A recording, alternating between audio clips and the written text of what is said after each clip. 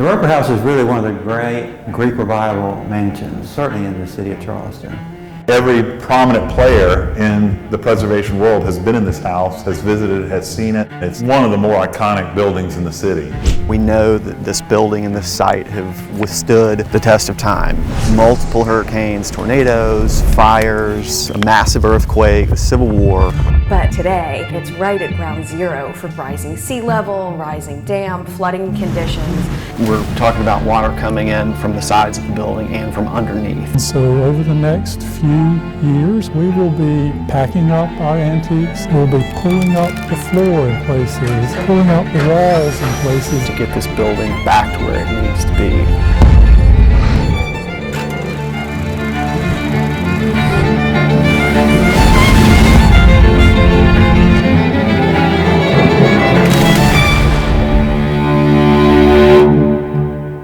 There are a lot of issues threatening this house, but the two main issues are salt and water.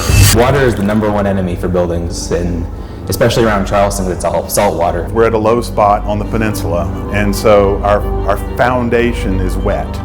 The footings are always sitting in water, so we constantly have problems with water wicking up into masonry walls. Bricks act like a sponge with a capillary action, really just soak water straight up. That salt crystals expand within the masonry and causes that masonry to fail very quickly. We're fighting a lot of different battles. It's a lot of different ethics in preservation, a lot of different philosophies and theories of preservation we're trying to deal with and trying to come up with best practices that we can defend and say this is why we did it. As a historian, I have the easy job. I can tell you what people did that worked and what they shouldn't have done. The real struggle is finding an engineering response that works. We're working with some of the best people in the field. It's often very dirty work and sometimes a lot of it's no fun.